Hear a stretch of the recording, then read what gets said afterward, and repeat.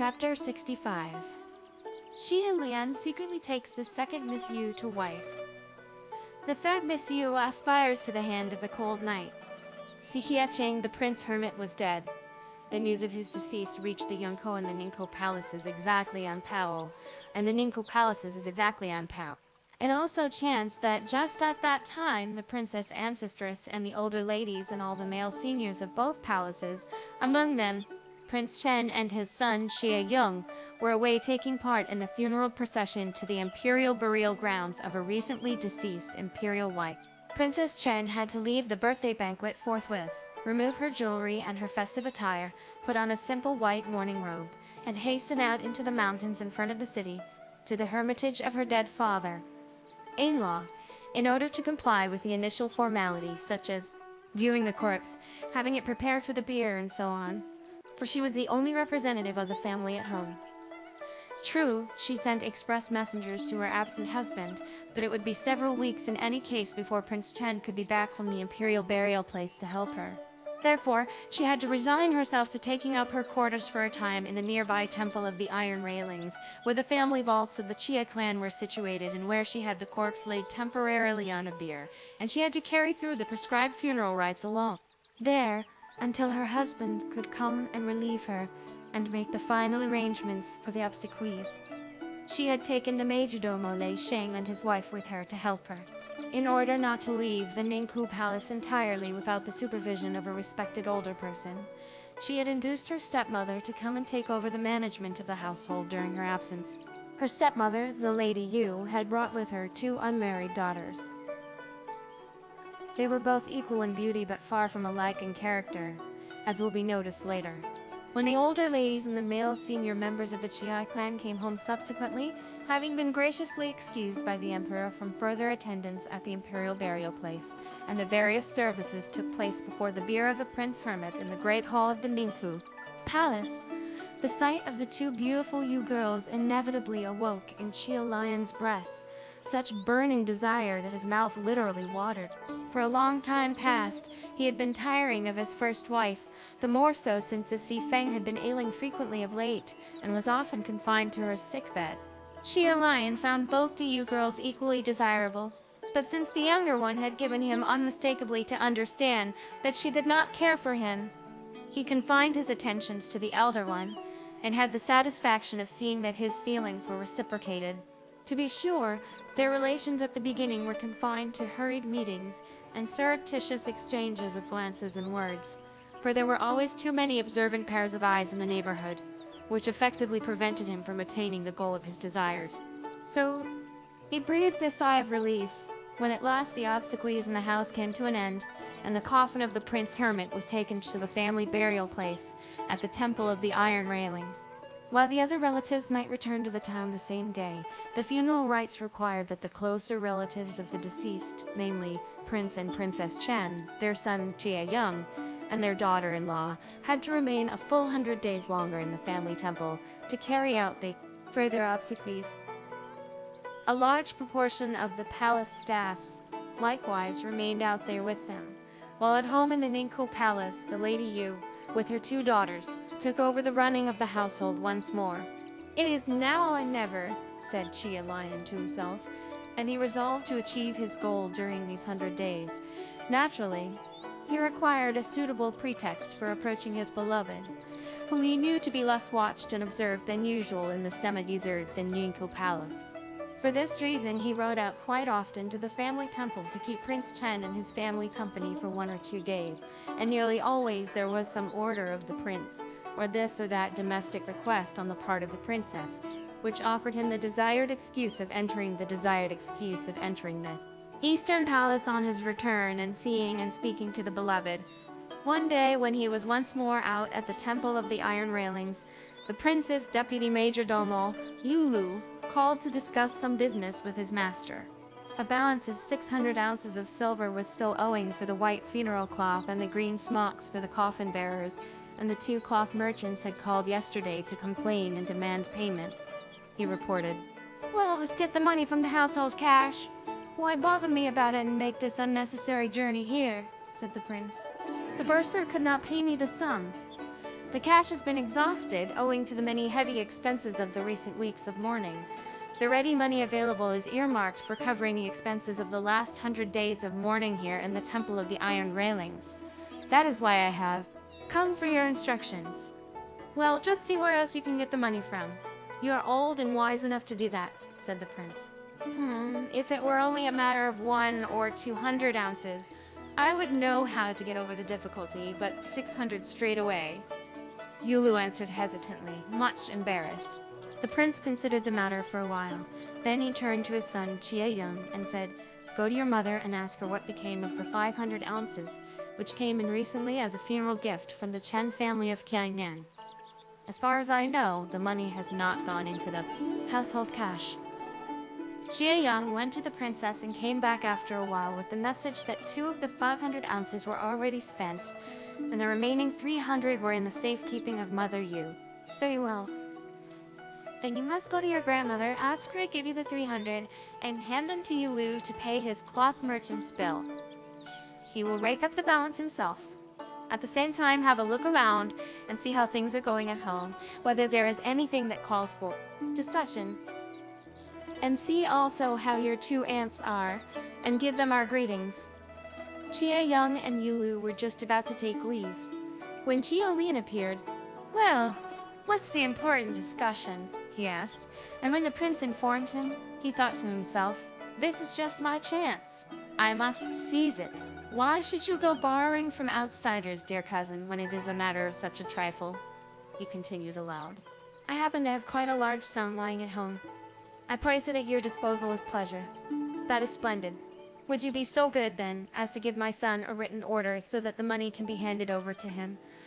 I should prefer to do that myself. Besides, I have been long enough away from home and must think about returning in any case. I should like to see how grandmother and mother and my aunts are, and to make sure that everything is in order at home."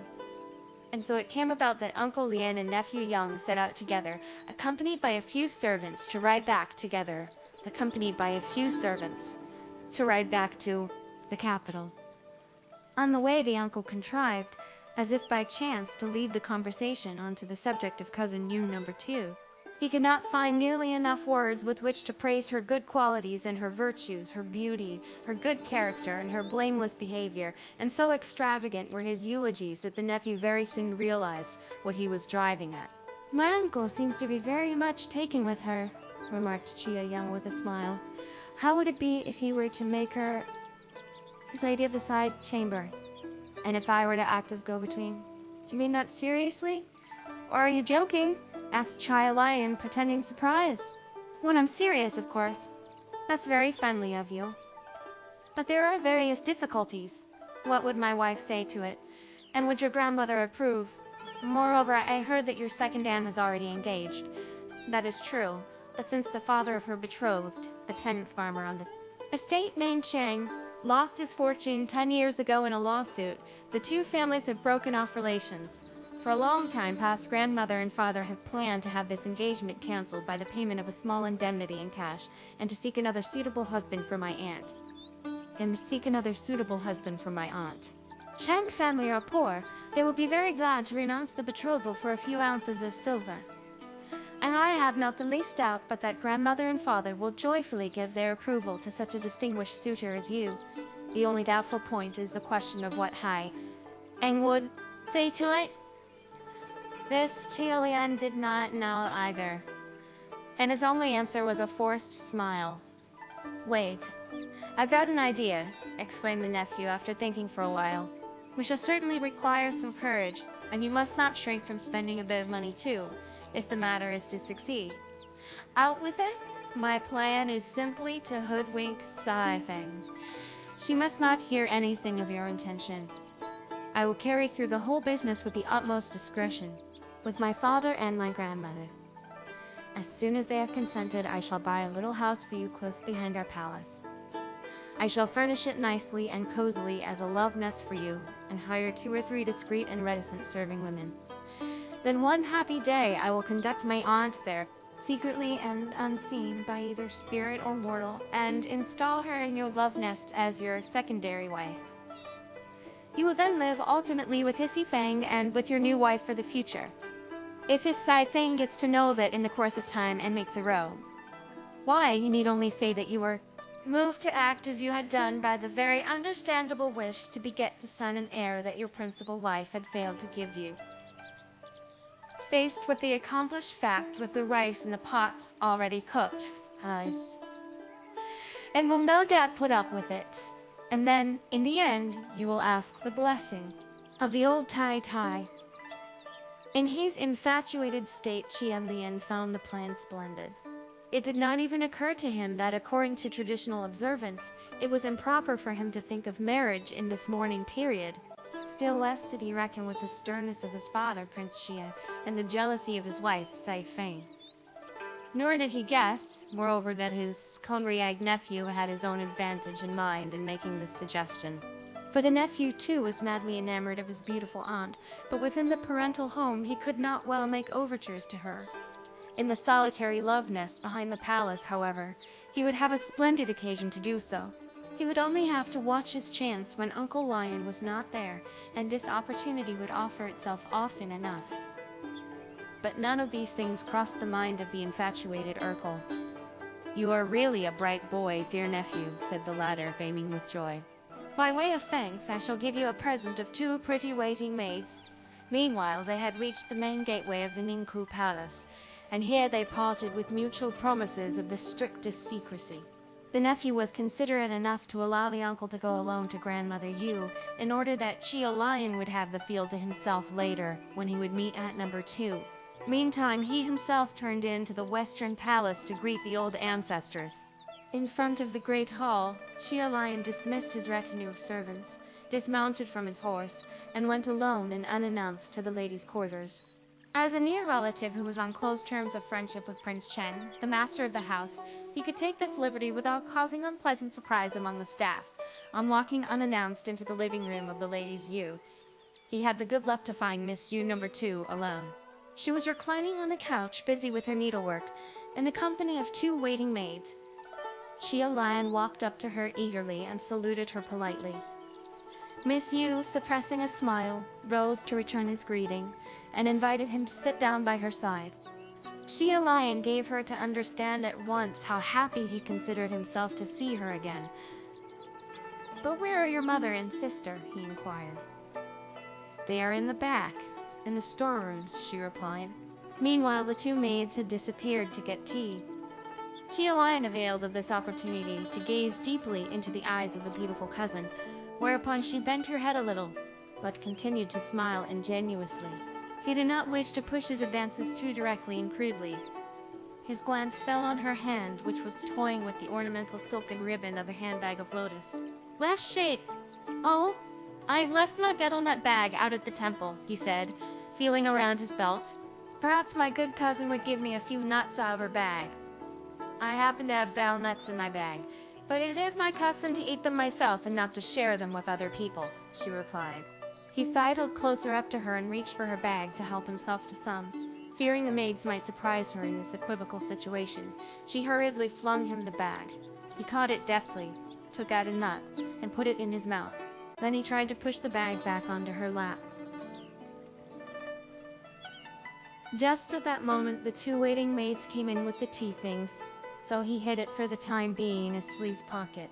While he was drinking his tea, he managed quietly to unfasten a dragon-shaped clasp of jade from his belt, and to knot the ribbon of her bag around it.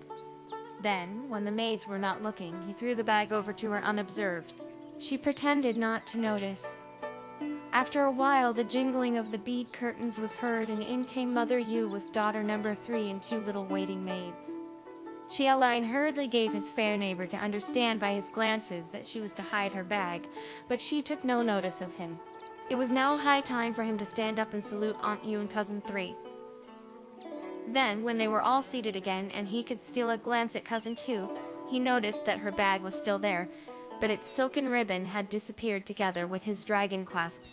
She herself looked as gay and unconcerned as if nothing had happened, so now he was reassured. They talked about all sorts of things, then he brought forward the business reason of his visit, and had the 300 ounces of silver handed to him. At this point, nephew Chia Young appeared on the scene. "The old governor would like to speak to you," he said, winking gleefully at his uncle.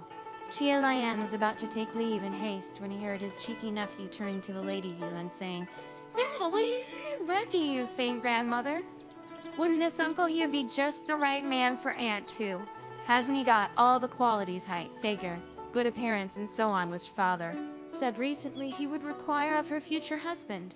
Saying this, he pointed his finger quite unconcernedly at his uncle Chia Lien and made cheeky faces at his Aunt Tu. Taking the part of her sister, who was visibly embarrassed, Aunt Three opened her mouth and began scolding, half in joke and half in earnest. "What an impertinent little monkey! If Mother had not happened to speak of this herself already, I would give him a good hiding." But the little monkey had already slipped giggling out the door. Immediately afterwards, his uncle too took his leave, all smiles. That same day, Chia Yung returned to the Temple of the Iron Railings and, after having made his business report to his father, presented Uncle Chia Lien's marriage proposal and strongly advocated the suggested union between his uncle and his aunt. Prince Chen considered the matter. Then he said with a smile, "It seems all right to me. But is the girl herself willing? Go back to the city tomorrow and make sure on this point." He then visited his wife and asked her opinion. At first, Princess Chen was decidedly against the plan, which seemed to her a rather dubious one.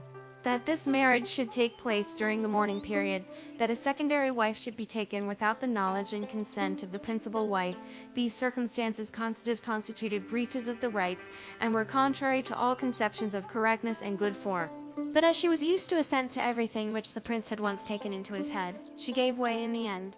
Moreover, this Miss Yu was not her blood sister, but only a stepsister. She therefore did not have to be too scrupulous about taking responsibility for the possible unpleasant consequences of this incorrectly effected union. Accordingly, early next morning, Chia Yung hastened back to the Ningkuo palace at his father's request to obtain the consent of the ladies Yu.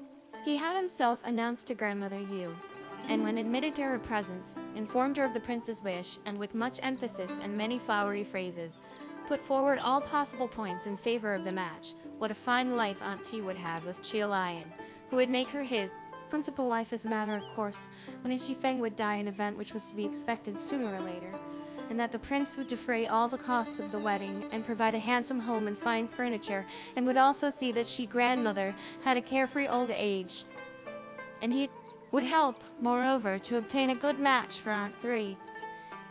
He held forth on all these things, and with such eloquence that Mother Yu was completely won over. The business was to cost nothing, and besides, Chia Lien was a fine-looking, fashionable young man. It would be madness to refuse such an advantageous offer. Grandmother Yu consulted for a short time with her daughter, and that same day Chia Yung was able to bring his father the desired word of consent. Chia Lien was now summoned to the family temple and informed of the approval of the other side. He was overjoyed, and his gratitude towards his friendly helpers, Prince Chen and his son, knew no bounds. Wedding garments and lingerie were bought in haste, and all the other wedding preparations were made. 2 li from the back walls of the princely abode, in the quiet little lane of the Flowering Branch, a suitable love nest was acquired. It was a small country villa of 20 rooms. Little Peo, who, after his wife had killed herself, had married the merry widow of that crazy fellow the cook, to who had died of drink, was engaged as a servant. He had left the palace service some time previously. Chia Lien could not have hit upon a better choice, for little Peo had received 100 taels in hush money from him some time previously, as well as the pretty widow too, in compensation for the loss of his wife, and he was therefore deeply indebted to him. Moreover, his wife's former tender relations with Chia Lien were likewise a bond between herself and their new master. Therefore, Chia Lien would be able to rely upon his servants for true devotion and reticence. And old Chang, the impoverished father of the original fiancé of Miss Yu No. 2, was compensated with a sum of 20 taels, for which he signed the required deed of relinquishment. The 3rd day of the new month was picked out in the calendar as a suitable day for the wedding. Mother Yu and daughter Three had inspected the new home the previous day and found it in the best possible order. And now the bride was fetched in an ordinary litter, unseen by either spirit or mortal, in the 5th hour of the morning of the 3rd, and taken to the love nest in the lane of the Flowering Branch. A little time later, Chia Lien arrived equally unobtrusively, seated in a small sedan chair and dressed in his everyday attire, paid his respects to heaven and earth and to his Aunt Yu, who was present, burned incense and little paper horses, and drank with his new bride from the same wedding beaker in a festively illuminated bridal chamber, then later reveled with her in that unrestrained manner of Phoenix couples which is all too well known. The news of this secret marriage did not penetrate beyond the circle of the few initiated persons. From now onwards, Chia Lien covered his fairly frequent absences with the pretext to Sai Feng that his presence was required in the Ningkuo palace, and in view of his close friendship with Prince Chen, the unsuspecting Haisang believed him. Everything went as he had desired. Chia Lien allowed his new wife 15 taels per month, and when he himself could not be with her, permitted her to take her meals with her mother and sister so that she would not feel too lonely. His intimacy with the new wife was so great that he gradually took away secretly from his home in the Yungkuo palace all the objects of value which he had collected for himself in the course of the years, and gave them into her keeping. Moreover, he was so rash as to tell her, during the hours they lay together, every conceivable intimate detail about the character and person of his principal wife. The second Yu was naturally extremely gratified, and in her dreams already saw herself as the successor of H.C. Feng and the future mistress of the Western Palace. 2 months of secret and undisturbed happiness had passed in this way when Prince Chen returned home one evening to the Eastern Palace from the Temple of the Iron Railings, the 100 days of morning service there having come to an end. After his long absence, he had a wish to see his 2 beautiful sisters-in-law that same evening. Having made sure that cousin Chia Lien was not there, he set out for the lane of the Flowering Branch, accompanied only by 2 trusted farmhands. While he was chatting and drinking punch with Mother Yu and sister-in-law 3 in the lamplit living room of the West Wing, sister-in-law 2 having withdrawn immediately after greeting him, Chia Lien arrived.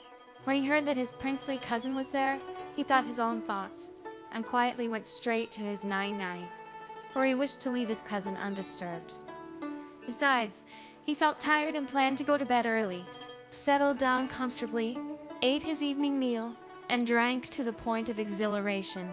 And nai-nai drank sturdily with him, and when he saw her sitting in front of him in her red undergarment with her hair loosened and a spring-like flush on her cheeks, she seemed to him more beautiful than ever, and he embraced her and said to her flatteringly, "People will keep on talking in the highest terms of my principal wife, but when I compare you with that wicked witch, it seems to me that she is not even worthy to untie your shoes." "Ah, of what use is one's little bit of beauty, when all is said and done?" she replied with a sigh. "What do you mean by that?" "I do not understand you," he said. "Oh, I was thinking of my sister," she replied, suddenly bursting into tears.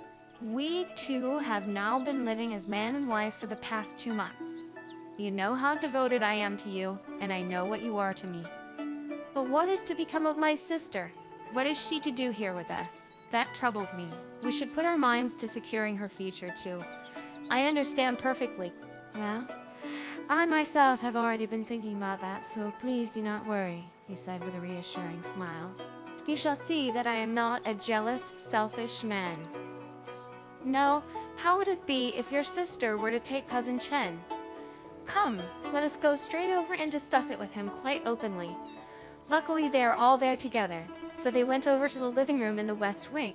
Their unexpected appearance embarrassed the belated visitor and Mother Yu very considerably, but Chia Lien was able tactfully to restore a relaxed atmosphere by a few friendly words.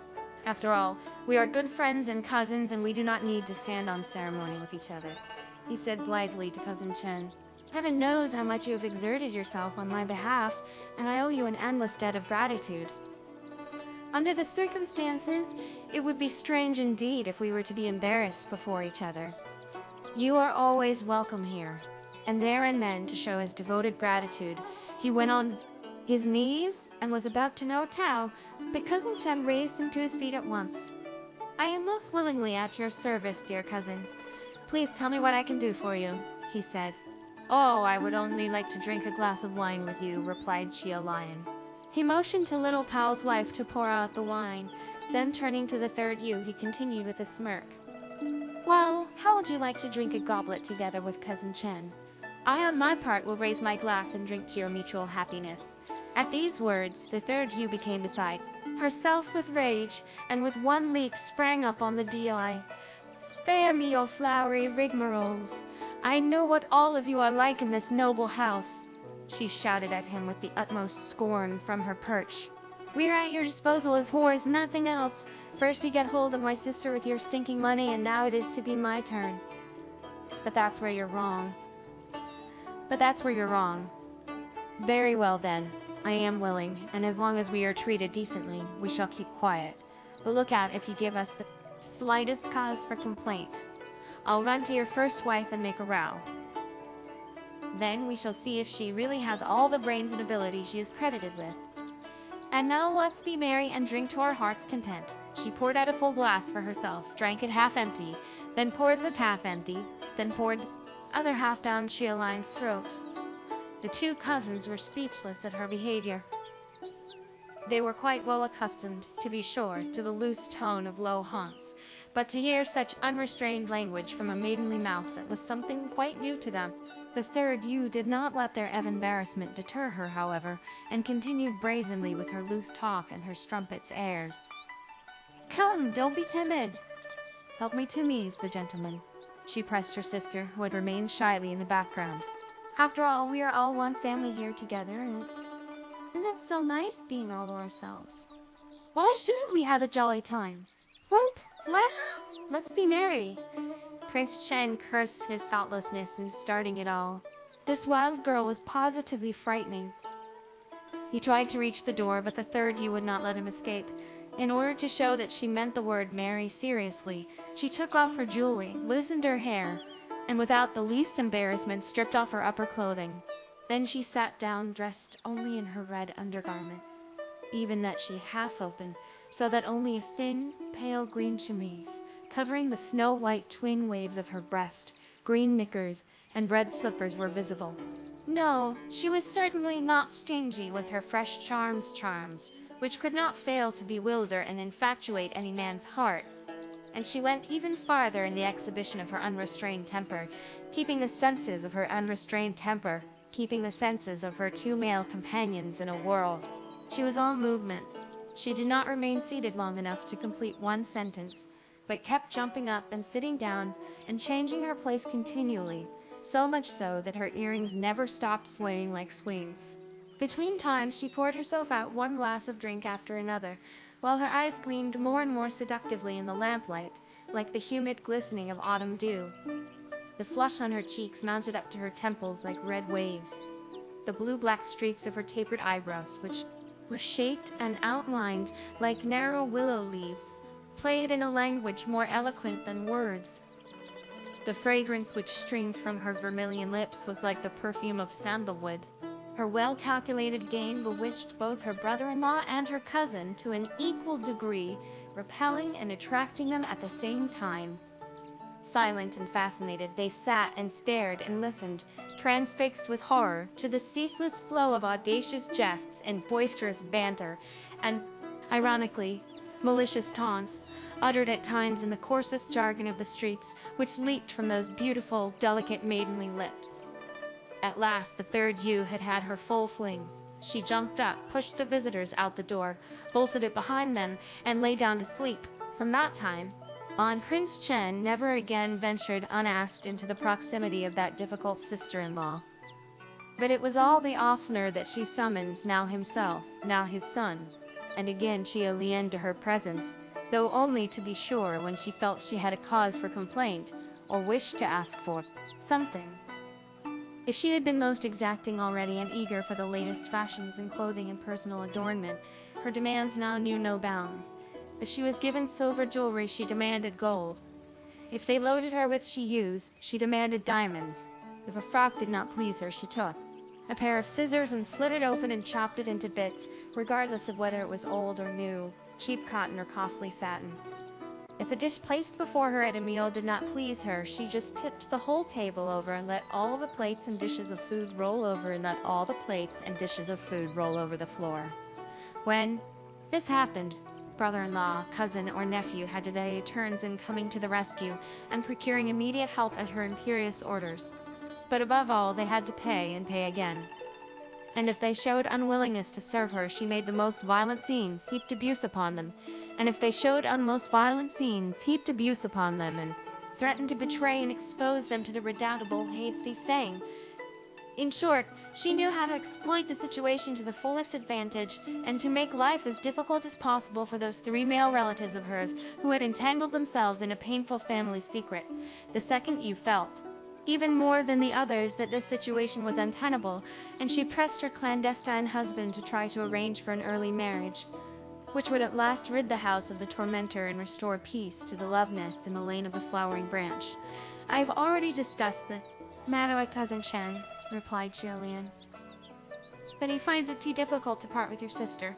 I have put it to him that she is a succulent but indigestible piece of wild mutton for him, a beautiful but at the same time thorny rose, and that it is best he should give her up.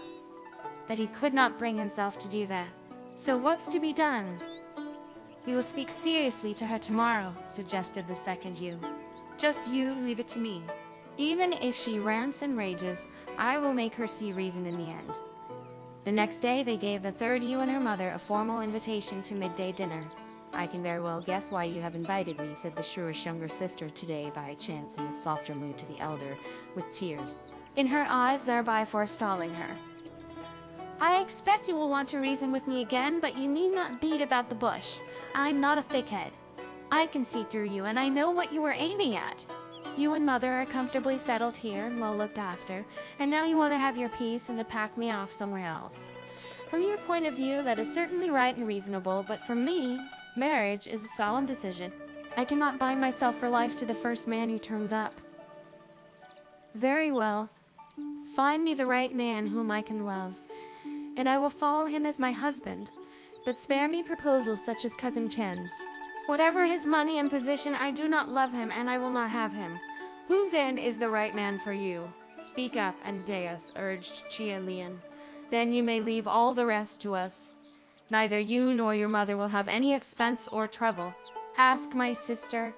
She knows exactly whom I mean, declared the third Yu briefly and resolutely. Oh, I can already guess who it is. And I must admit that you have good taste, cried Chia Lien, laughing outright. Who is it? Who is it? Asked the second Yu eagerly. Why, who else can have got within range of her eyes except Cousin Pao? You? The third Yu smiled contemptuously. As if you few cousins were the only men available for us sisters, even if there were a dozen of us. How absurd. Fortunately, there's more choice than that in the world for us. Well, whom else would you consider? She was asked eagerly from 3 sides at once. Let my sister think hard and throw her mind back 5 years, retorted the third Yu. The conversation was interrupted by the appearance of Chia Lien's trusted servant, Little Sing, who had come to call him to his father, Prince Shi, on an urgent matter. So Chia Lien had to break off the important consultation for the time being and set out on horseback. He took his escort, his servant Little Lung, and left Little Hai Sing at the disposal of his second wife until his return. The second Yu availed herself of the opportunity to question Little Hing about life in the Western Palace. How old Madame Easy Thing was, whether she was really as bad as she was, may ought to be. The aging character of the Ancestress, and the various young girls in the Park of Delightful Vision. These and many other things she wanted to know exactly. Grinning obsequiously as he sat eating and drinking tea, Little Hai Sing gave her the information she desired. The staff had more respect for Hai Sing than for Chia Lien. All feared her sharp tongue and the poison of her crooked designs. Her husband, on the contrary, was a good-natured fellow. And as for Ping Error, Eng's personal maid, she never dared to oppose her stern mistress openly, but behind her back she put right many wrongs and was generally beloved by the whole staff as a kind-hearted protectress. He told moreover how Si Feng contrived to hoodwink the old Tai Tai continually and keep her in good humor by always ascribing everything favorable to herself and blaming everything unfavorable on others, denying her own mistakes and harrying others for theirs and fanning the flames against them, and how greedy she was for money, which she would like to heap up mountains high if she could. And that apart from the old Tay-Tay, there was no one in the whole house now who could stand her. But slack, Calculation little Austin came out with these and similar things, which he know would sound sweet in the ears of the future mistress. My word, that's a nice way to let your tongue run about your mistress behind her back. What will you not say about me one day? For I am quite a lot worse than she is, said the second Yu, laughing. Little Sing promptly fell on his knees before her. May I be struck by lightning if I ever carry on against you, he protested. With you, Nine, it is quite different, of course. We servants would have counted ourselves lucky if our master had made a lady like you his first lady from the very beginning. We would not have had to put up with so many blows and scoldings the whole time, and to live in fear and trembling as we do. Whether we talk openly or behind your back, we cannot praise and bless your gentleness and kindness of heart highly enough. We compete eagerly for the honor of being brought out here with our master, for then we have the opportunity of waiting upon you. He flattered her. Oh, you crafty knave! That's enough now. Stand up! Not stand up. You need not be afraid. I was only joking just now. I am not so bad at all. But tell me, how do you think it would be if I simply went over one day and made the acquaintance of your severe mistress? Little Hissing held up his hands in horror. I warn you 10,000 times. Do not do that. Take my advice, Nai, and beware of allowing her to set eyes on you. I warn you, she's a two-faced woman. She bewitches you with smiles and sweet words, and at the same time she's planning vile things and throwing her snares around your feet to trip you up. She carries sharp daggers and knives around with her in secret. Not even your sister, for all her evil tongue, would be a match for her, let alone such a noble, fine, gentle-natured lady as you. No, she's no company for you. I did not have any intimate acquaintance in mind. I meant merely a formal courtesy visit. Whether formal or friendly, I warn you, Nai, do not think that I've been drinking, and don't know what I'm saying. But believe me, she is only to see you, with your charms, which are greater than hers, and your friendly ways, which are more winning than hers, and she will see you as her deadly enemy.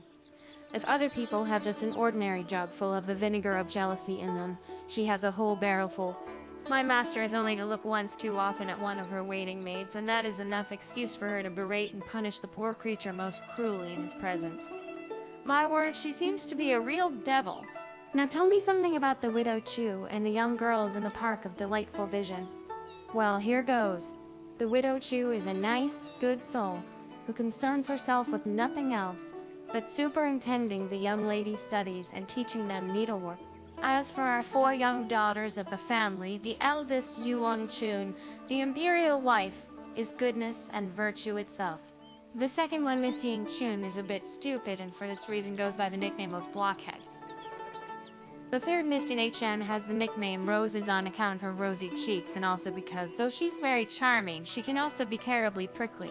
It's a pity that she is not the child of the daytime, both of the wicked secondary wife, Chu. That's a real case of a phoenix chick being laid by mistake in a raven's nest. The fourth of the girls, Miss Hisi Chun, the younger blood sister of Prince Chen, is a very well-behaved, good child. Beside these, we have 2 foster daughters in the house, 2 very unusual young girls. The one, Miss Tai, Yu, is the child of the late Aunt Ling, the other Miss Powell. Chai is the child of our Aunt Hisui. They are both equally beautiful and highly educated. When we servants catch sight of one of them in the distance, we hold our breath. Oh, indeed! And why is that? I fear that the one, the delicate Miss Yu, might be blown over if we breathe too hard, and that the other, the delicious Miss Powell, Chai, might melt away if we breathe too hotly. Everyone in the room had to burst out laughing at this droll explanation. But our esteemed readers will want to know at last whom the third you really did want for a husband. Just be patient. You will learn this in the next chapter.